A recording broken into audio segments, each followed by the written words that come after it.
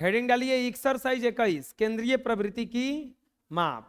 लिख के देखिए, डालिए हेडिंग, स्टार्ट का चिन्ह करके लिखिए केंद्रीय प्रवृत्ति की माप। केंद्रीय प्रवृत्ति की माप। गणित की वह शाखा, गणित की वह शाखा जिसके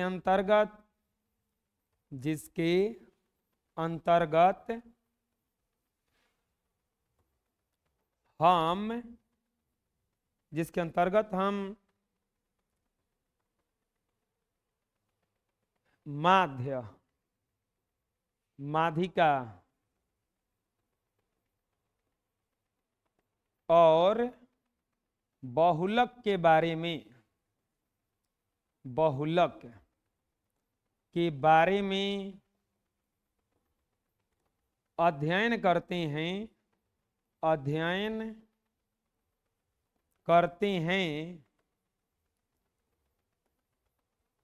उसे केंद्रीय प्रवृत्ति की माप कहते हैं। उसे केंद्रीय प्रवृत्ति की माप कहते हैं। उसे केंद्रीय प्रवृत्ति की माप कहते हैं। गणित की वह शाखा जिसके अंतर्गत हम माध्य, माध्यिका और बहुलक के बारे में अध्ययन करते हैं, उसे केंद्रीय प्रवृत्ति की माप कहते हैं। अब हेडिंग डालेंगे माध्य। इंग्लिश में कहा जाता है मीन। आंकड़ों के योग में आंकड़ों की संख्या से भाग देने पर प्राप्त भागफल को माध्य कहते हैं। प्राप्त भागफल को माध्य कहते हैं। आंकड़ों के योग में आंकड़ों की संख्या से भाग देने पर प्राप्त भागफल को माध्य कहते हैं। माध्य का बस इकलौता एगो सूत्र है,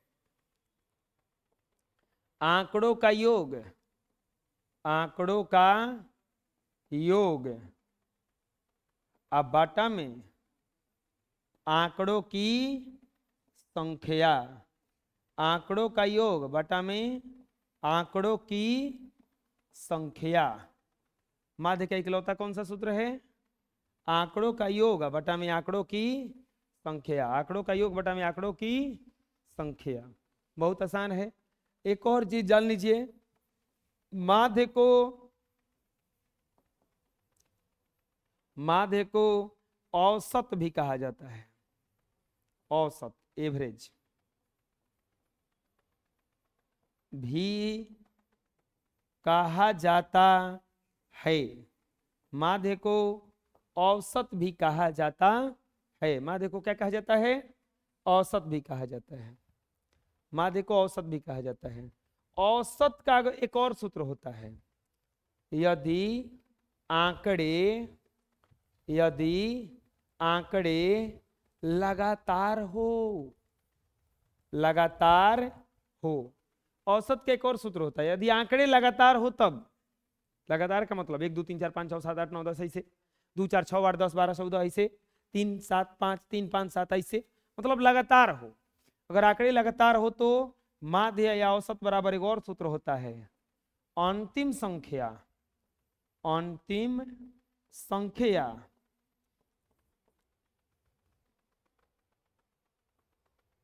प्रथम संख्या प्लस अंतिम संख्या, प्रथम संख्या प्लस अंतिम संख्या बटा 2। अगर आंकड़े लगातार होगा बबुआ तो ये भी सूत्र अप्लाई हो जाएगा, प्रथम संख्या प्लस अंतिम संख्या बटा 2, प्रथम संख्या प्लस अंतिम संख्या बटा 2। समझ में आ जाएगा इतना? आंकड़ों के योग में आंकड़ों से भाग देने पर जो प्राप्त होता है उसी को क्या कहा जाता है? माध्य। उसी को क्या कहा जाता है? माध्य। उसी को क्या कहा जाता है? माध्य। माध्य का एक ही सूत्र है, आंकड़ों का योग बटा में आंकड़ों की संख्या, आंकड़ों का योग बटा में आंकड़ों की संख्या, आंकड़ों का योग बटा में आंकड़ों की संख्या, आंकड़ों का योग बटा में आंकड़ों की संख्या। अगर आंकड़े लगातार हो तो प्रथम संख्या प्लस अंतिम संख्या बटा 2 कर देंगे तो क्या आ जाएगा, माध्य। क्या आ जाएगा, माध्य। चलिए लिख लिए इतना। अब एक और आता है, और ये एक आएगा, बस इसका थ्योरी खत्म हो जाएगा। कल से हम लोग डायरेक्ट चैप्टर पढ़ेंगे। ये जितना जल्दी चालू होता है उतना जल्दी खत्म हो जाता है। 2 चैप्टर पढ़ने के बाद हम लोग पढ़ेंगे ज्योमेट्री। ज्योमेट्री पढ़ना है, बहुत ज्यादा नहीं है, बहुत भारी नहीं है, बस नाम से आदमी डरा देता है, ज्योमेट्री कुछ ही है।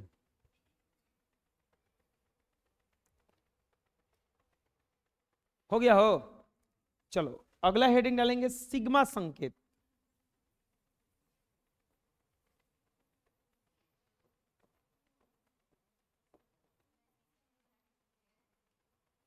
तो आप कैसे लिखोगे, ये है ये तो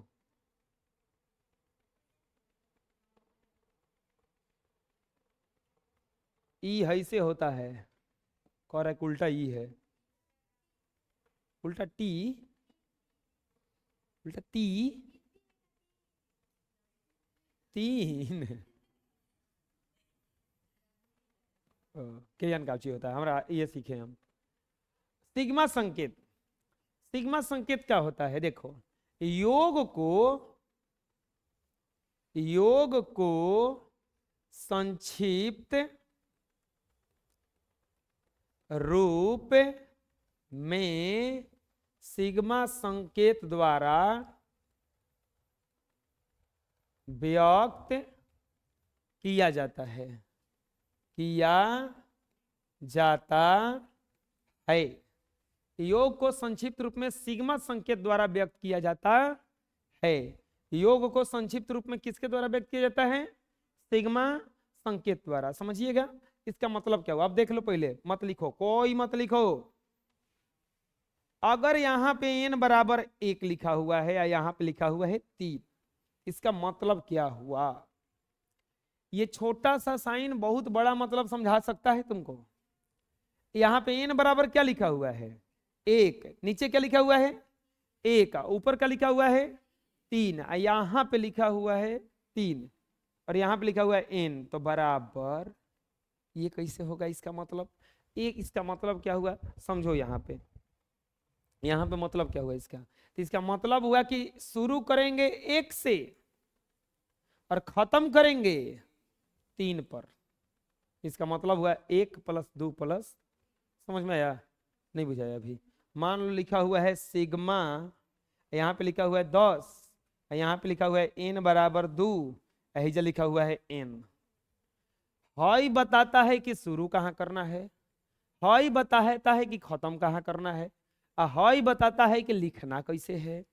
तो n सीधा सीधा लिखना है तो 2, 3, 4, 5, 6, 7, 8, 9, 10। आया समझ में। अभी नहीं बुझाया, अभी नहीं बुझाया ना। यहाँ पे लिखा हुआ है मान लीजिए सिग्मा, हैजा लिखा हुआ है n बराबर 1, हैजा लिखा हुआ है 12, हैजा लिखा हुआ है n स्क्वायर। मत लिखो, क्या लिखा हुआ है। अब हम बताएं कि हैजा बताता है कि शुरू कहाँ करना है, हैजा बताता है कि खत्म कहाँ करना है, हाई बता रहा है कि लिखना कैसे है। तो स्क्वायर में लिखना है 1 का स्क्वायर, 2 का स्क्वायर, 3 का स्क्वायर, 4 का स्क्वायर प्लस डॉट डॉट कहां तक जाएगा। ये आया समझ में। अब बुझा गया कैसे लिखना है। चलिए फिर से बताते हैं। मान लीजिए ये सिग्मा है, n बराबर शुरू हो रहा है 3 से, हैजा दिया है 15, हैजा दिया है n के पावर, चाहे हैजा दिया हुआ है n square minus n square minus, कैसे लिखेंगे, लिखेंगे 3 का स्क्वायर माइनस 3, 3 से शुरू करना है, प्लस 4 का स्क्वायर माइनस 4, प्लस 5 का स्क्वायर माइनस, आया समझ में। ये कहां तक जाएगा, 15 का स्क्वायर माइनस, बुझा रहा है। अब इस सिग्मा संकेत समझ में आ रहा है ना? बड़े योग को छोटे रूप में लिखने के लिए इसका प्रयोग किया जाता। आ जाएगा? अरे बोलो। यहां पे मान लो लिखा हुआ है 200 और यहां पे लिखा हुआ है n बराबर 1, अहिजा लिखा हुआ है एन क्यू। क्या लिखा हुआ है? तो कैसे लिखेंगे बताइए? 1 का क्यू, 2 का क्यू, 3 का क्यू, 4 का Q plus dot dot dot plus 200 का। कोई दिक्कत? आ जाएगा समझ में? चलो लिख लो।